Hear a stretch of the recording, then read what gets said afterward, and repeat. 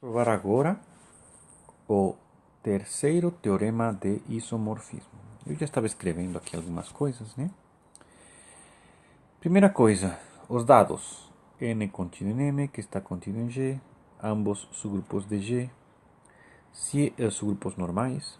Como N está contido em G, é normal em G, perdão, ele vai ser normal em um subgrupo. Por isso que a gente tem isto também. Por isso que temos direito de escrever estes três grupos quocientes.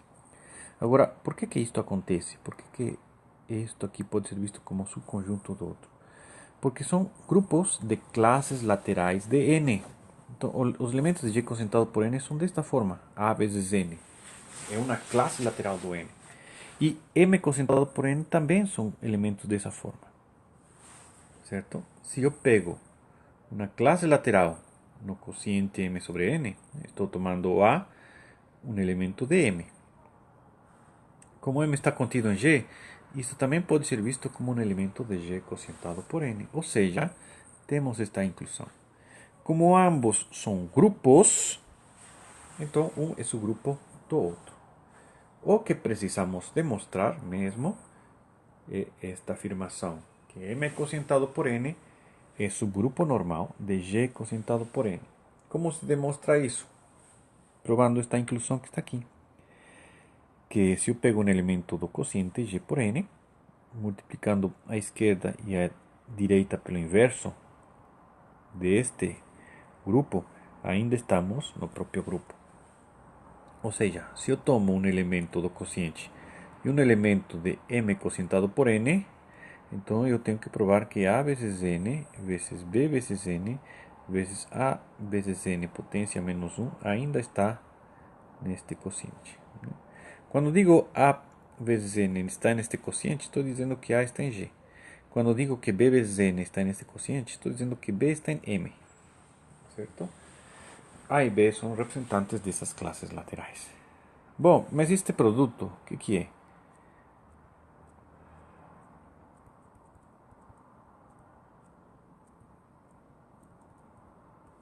Lembrando, né, que A vezes N, o inverso de A vezes N é a classe lateral do inverso de A. E isto aqui, como N é um subgrupo normal, é igual a esta classe que está aqui. Certo? Bom, agora é só normal, lembrar que M é normal em G, certo? Temos que A está em G e que B está em M, certo? Então, isso significa que este produto ainda está em M, certo? Porque M é normal em G.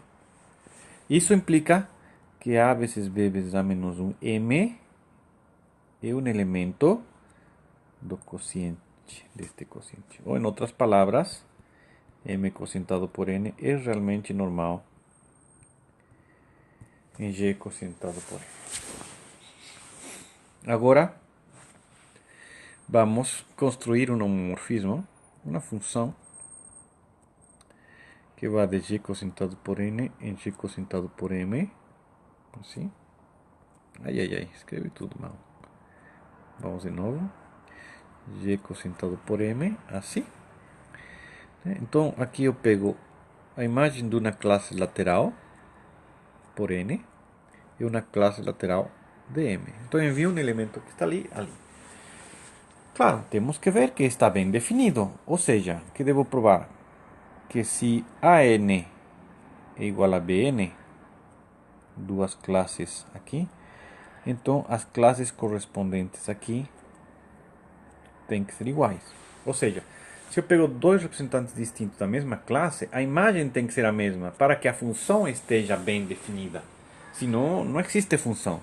Certo? Se eu pegasse um elemento da classe, né? Se esta é a classe A vezes N, temos os elementos aqui dentro. Se eu pego um representante aqui, e sua imagem é uma coisa, pego outro representante, sua imagem é outra coisa, uma função não pode ter duas imagens. Então não está bem definido. Então é isto que devemos provar, que a função está bem definida. Bom, isto é uma forma de dizer que já escrevemos isso antes, né? A pertence a B vezes N. Isso significa que A é igual a um B vezes... Vamos colocar B vezes N para algum N no conjunto N. Agora, como N está contido em M,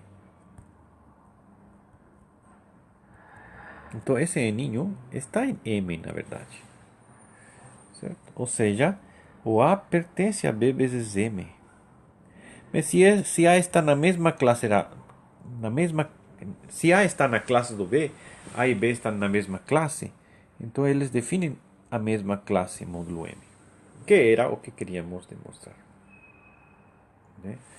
Agora, F, esta função F está bem definida, é um homomorfismo, né? Porque se tomamos duas classes, agora vamos ver aqui, o que é f de AN vezes BN? Bom, por definição, a gente sabe que isto acontece e a definição disso é isto aqui. Né?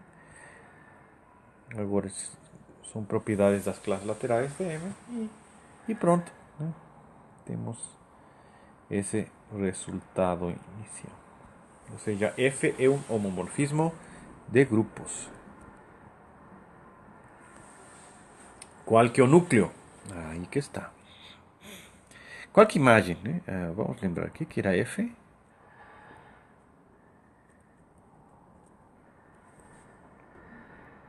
Era isto.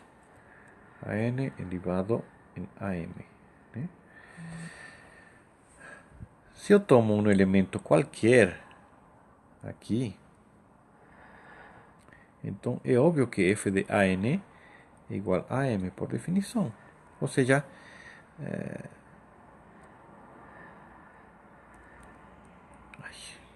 este elemento está na imagem de F. Todo elemento daqui está na imagem de F. Ou seja, a imagem de F é tudo. E qual que é o núcleo? Uma classe A vezes N está no núcleo de F se somente se f de AN é o elemento neutro no grupo de chegada, o elemento neutro é esse. Mas o que é f de AN? F de AN é A vezes M. E quando que A vezes M é igual a M? Quando A está em M. E são todas equivalências. E se A está em M, a N está onde? No quociente. Ou seja, o núcleo de F é o quociente. O que fala o primeiro teorema de isomorfismo? Né? Se a gente tem um homomorfismo F, neste caso vai de aqui para lá, então F define um isomorfismo deste grupo pelo núcleo, que é este aqui, na imagem. Qual que é a imagem? Isto aqui. Ou seja, isto aqui é um isomorfismo porque este é o núcleo e a imagem é todo o grupo. Pronto.